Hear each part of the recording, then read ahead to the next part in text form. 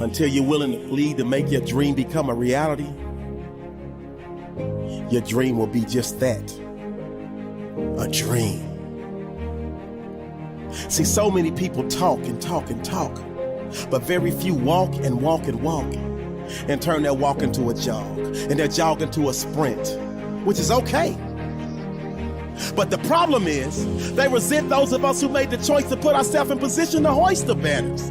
They resent those of us who made the choice to keep pushing, even when our skin got a little moist, because we understood that that moisture, aka sweat, would eventually build, and all of that sweat equity would allow us to never sweat or worry about struggle. That sweat equity would allow us to never sweat, worry, or stress, because winners like us chose to bury all of our fears. Winners like us chose to bury all of our doubts, all of our indiscretions, and we took all of our life lessons and refurbished, repackaged, recreated, and reused all of the pain, all of the hurt, all of the failure, all of the setbacks, and turned them into get-backs. And that's why we continuously get back up and will always get back up. When life pops up and pops us in the mouth, we may drop and we may go down, but it's never for the count. You can bet your bottom dollar that you can count on winners like us to always come through in the clutch. Well, losers and slackers would say this is way too much and throw in the towel. That's the very moment that overcomers like us dial in, and our heart of a champion instincts kick in, and our will and determination gets in, kickstarts our engine, and drives us to a victorious outcome. See, your problem is your inner warrior never comes out. It stays hidden and buried, and that's why you're always worried and living by woe is me. But today, I need you to totally flip it, because your curse of fear has just been lifted, and thus your will and passion to be great has just been uplifted. And this is the moment that you remember you are gifted with a purpose, and it's time for you to walk in it and live it. But you gotta be willing to hurt for your dream.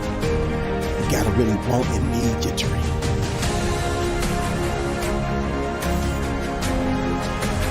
Sometimes the problem is the methods of trying to get respect. The problem is the ways of trying to be cool and hip. The problem is the avenues of trying to be different. All of you have choices, and your choices will determine your outcome. Your outcome does not have to be negative. Your outcome can be a positive one. Your methods can lead to a good life.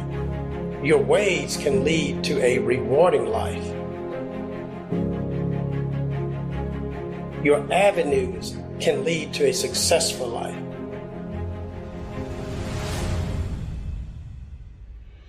You may just want a simple life, which is absolutely okay.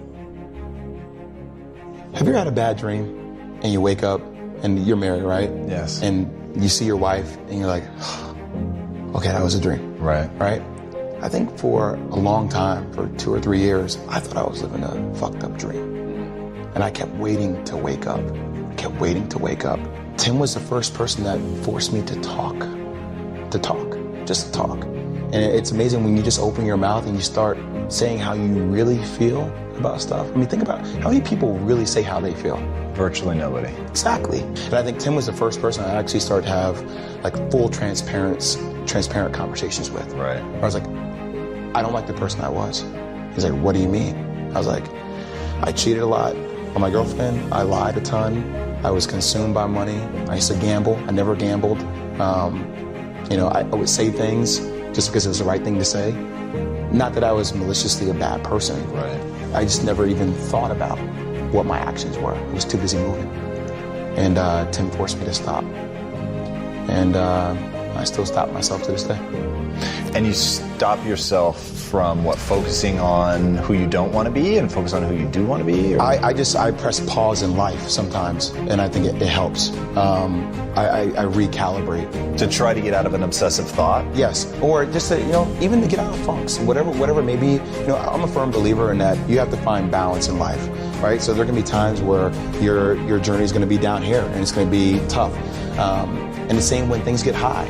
You sign a new deal, you have to be able to keep things in perspective. And I think sometimes when I stop, I force myself to assess okay, what are the benefits? Where are the negatives? How can I turn this negative into a positive? All right, let me make sure that I don't get too high and I continue to keep my head down and work harder because I want to achieve more. If it's not for me, for the people that work for me or for my girlfriend or my mom deserves better. So I try to find that one thing because I'm very goal-oriented that I need to work towards.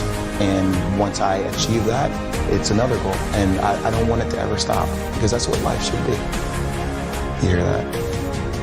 That's the only person you're dealing with is you when you're quiet. It's fascinating. It's fascinating to look inside yourself or to spend time with yourself.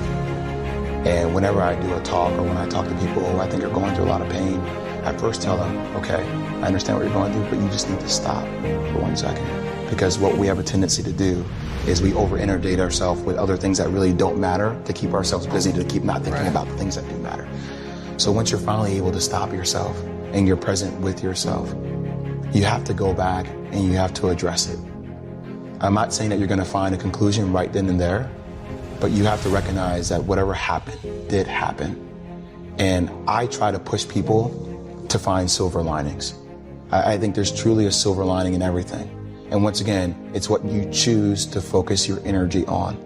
If you choose to focus your energy on all the things that God took away from you, or whatever entity that is that you believe in took away from you, then you will be consumed with that energy. If you try to force yourself to be consumed with the silver lining, even if you revert back, you have to remind yourself of the silver lining because it gives you a target goal. It's mental targeting.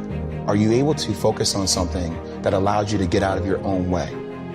If you don't have a goal to help you get out of your own way, you will be stuck. So what is that? Is that your wife? Is that your parents? Whatever you need to use to be better for, you have to do that. And you have to find that it's only going to come from listening to yourself and spending time with yourself. You are the only person that can change it.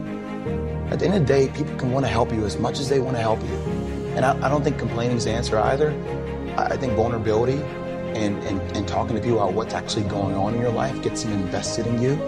And the more you listen to them, gets them invested. You invested back in them, and that's when a bond is formed. But that person can only take you so far. You have to want to take yourself to a different place. And if you don't have that, then you're going to stay stuck. And a lot of people choose to stay stuck. And we see it every single day. So that always scares me. He's self-aware enough to know that he is the problem and the solution. Do you have like a piece of advice that you get? Or did you tell him anything? Like, what do you say? I didn't really know what to say at that given moment. And, it scared, a lot of people, they may not properly articulate that, but they live their lives that way. I think the more you're willing to confront it, the more you're willing to talk about it. I think talking helps, man. I know this sounds cheesy, not at all, but I talk to myself, okay? People have seen me and think I'm a little bit crazy, but, I remind myself of what happened. I wake up in the morning and I always make sure that I look at my way. I can't pick up my big toe, right? So I have to crack my toe. My toe always cracks and it hurts in the morning when I crack it because it gets stiff. And all right, my accident happened on June 19, 2003. It happened. It sucked, it was painful, but it happened. It's a part of my blueprint. It doesn't define me, but it's a part of my story. But a lot of people allow that one moment to define the rest of the story. You can't allow that to happen. And you have to be vulnerable enough with yourself to accept the fact that shit happened. Bad stuff happens to everybody. You have to drive your own car, and if you don't drive it, somebody else is going to drive it for you. And that other person is driving it may not be a person, it may be a darkness, that entity that we talked about, that is easy to get lost and consumed. You ever thought about waking up, looking at your leg, cracking your painful big toe, and saying, the accident happened, thank God, and I am a fundamentally different human being, and I'm going to impact the lives of countless people because I have a mind that is capable of suffering at a level other people are not, and because I went through the darkest of periods and clawed my way out. Not that it was easy, that I clawed my way out. And I know how to help people now in a way that I never could have understood if I didn't go through it.